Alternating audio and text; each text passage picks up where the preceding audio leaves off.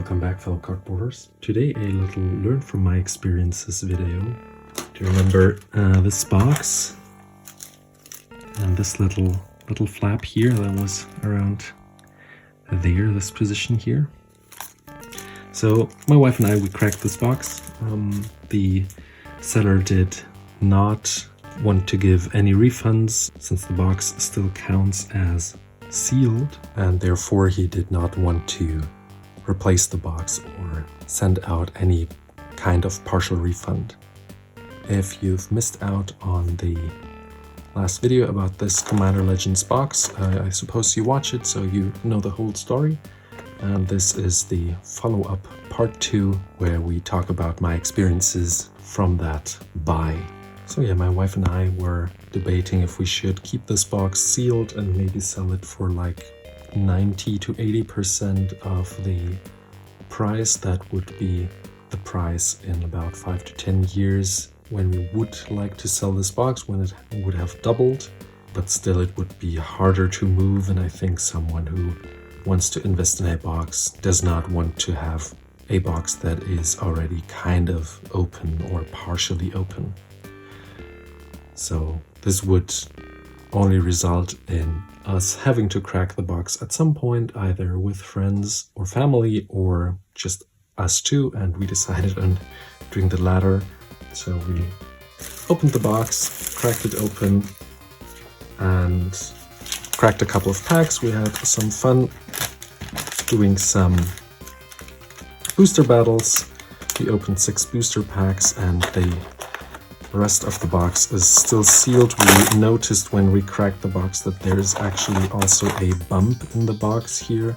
So it was actually further damage, but I did not notice that earlier on. And yeah, I thought I would just share my experience, my reflections about buying boxes from private sellers.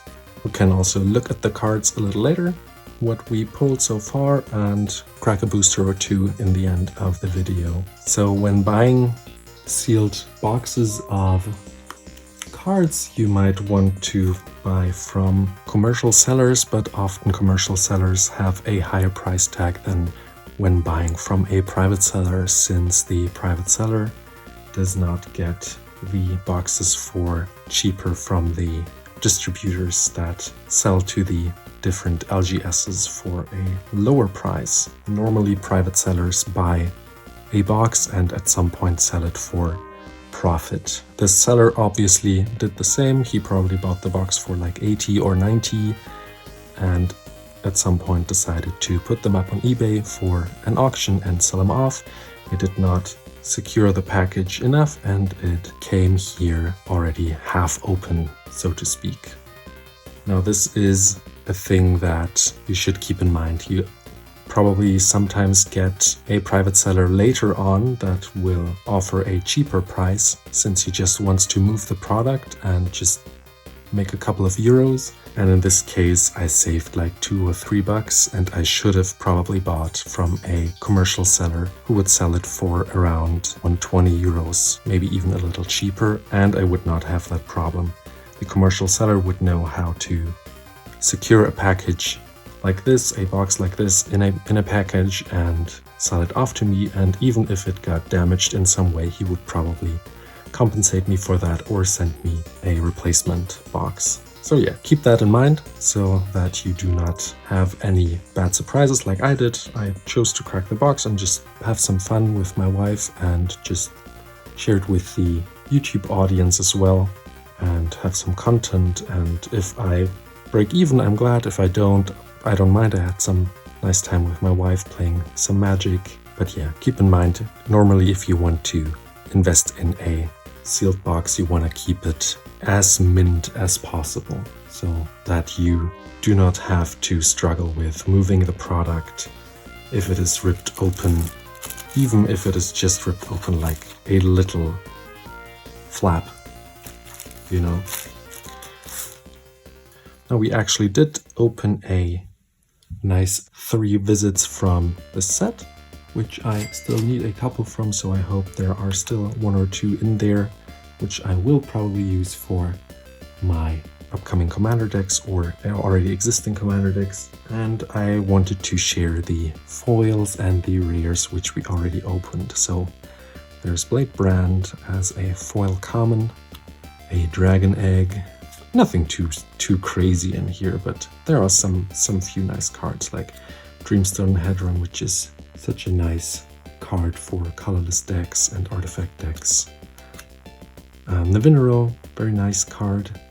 Still trying to figure out how to play this guy in a nice way, like that is fun for both sides of the table. Still trying to figure that out.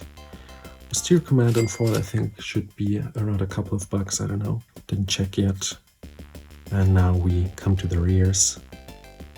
The Magistrate, some Harvester guy, the Magus of the Order, a Wrong Turn, which I like flavor-wise so much, a Blim, and I think lastly a nice dual land, a Rejuvenating Springs, which I already have enough of. I still hope for a black and white one, which I don't own many of, but we shall see which ones we get. Maybe the black and green one I also need. We'll see.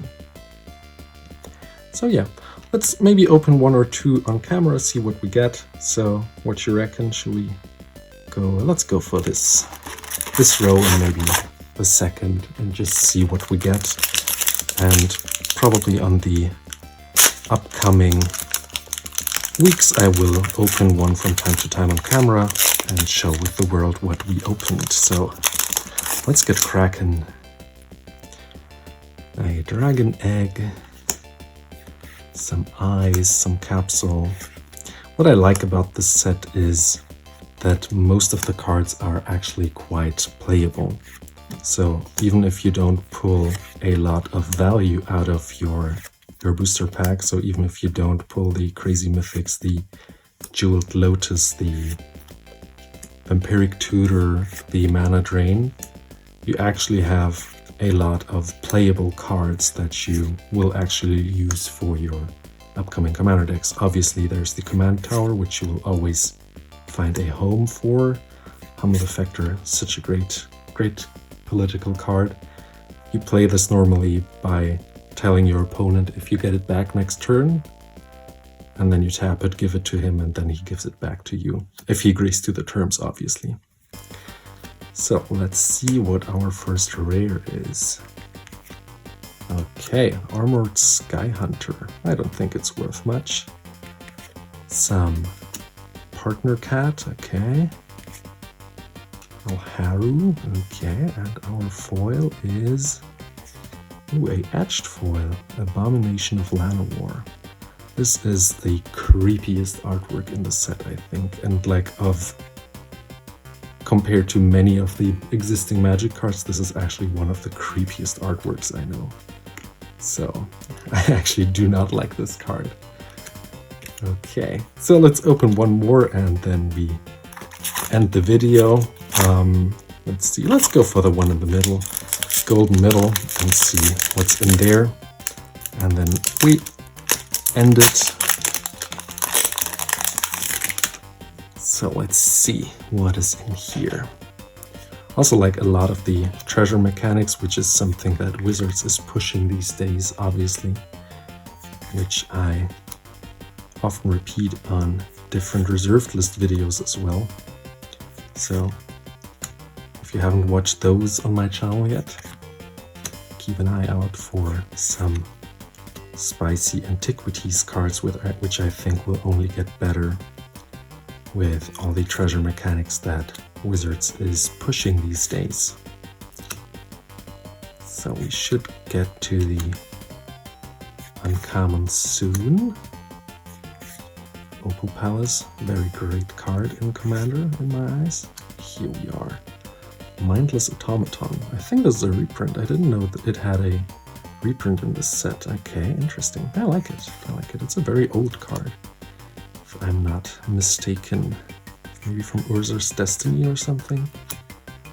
So, our first rare. Coercive Recruiter. Okay. Steals a creature. Okay. Okay. Sure, why not? Captain Vargas Wrath. Okay. Some legendary pirate. This is a partner that you can abuse and have infinite combos with. Okay. And lastly, a Monstrous Onslaught. Okay. Some Hydra action. Okay.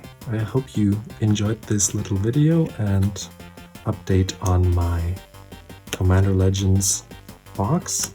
And also let me know if you had any similar experiences with boxes, sealed stuff like this, and if it got resolved or not, if you had to sit on the product, if you got a partial refund or not. Let me know some stories so we can learn from each other and share our pain with each other if you want.